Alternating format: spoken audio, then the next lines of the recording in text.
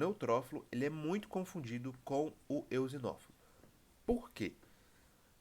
Pelo simples fato, alguns neutrófilos possuem de 2 a 5 lóbulos, mas quando eles possuem de 2 lóbulos, ele acaba se semelhando um pouco ao eosinófilo, porque o eosinófilo tem 2. Então, quando as pessoas acabam ficando ali na dúvida, elas julgam de uma forma um pouco errônea mais para o neutrófilo, porque é o que tem mais de frequente.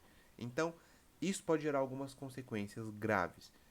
Nesta aula eu vou explicar para vocês alguns macetes para diferenciar um pouco um dos dois. Então, começando na parte de baixo, tudo que está abaixo é neutrófilo e as duas imagens de cima são eosinófilos. Então vamos lá. Aqui na imagem mais à esquerda nós temos os neutrófilos e pode perceber que por mais que a coloração não esteja tão boa assim, dá para a gente visualizar um pouco o contorno do citoplasma. E assim também como o próprio núcleo, né? Os lóbulos. Então, o que acontece? Quando você está mexendo lá no micro, você consegue desfocar e focar. E quando você dá uma olhada nisso, você acaba percebendo que no citoplasma do neutrófilo a gente não consegue ver grânulos assim como a gente percebe no eosinófilo. A não ser que tenha granulações tóxicas, mas mesmo assim são grânulos menos frequentes quanto no eosinófilo e também são pequenos grânulos, não são tão grosseiros assim. E também tem a questão da coloração, tá? Mas vamos lá. Beleza, aqui a gente já conseguiu identificar. Aqui nessa imagem que está mais ao meu lado, a gente também consegue perceber que isso se assemelha muito ao eosinófilo. Eu postei essa foto recentemente e muitas pessoas colocaram eosinófilo, eosinófilo.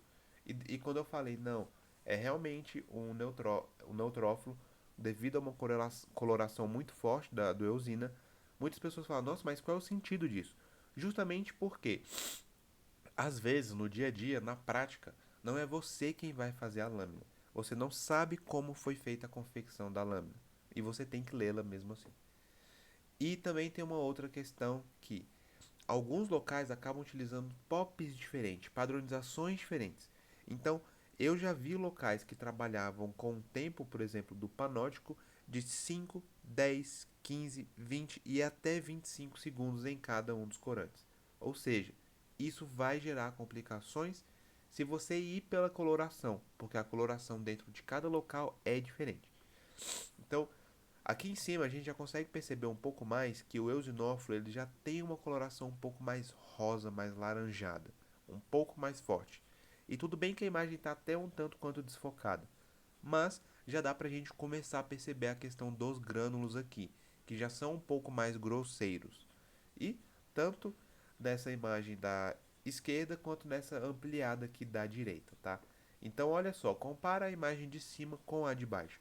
Pode perceber que elas são diferentes. Aqui a gente, na imagem de cima, no eosinófilo, a gente consegue ver as granulações, consegue ver como se fosse uma esporulação.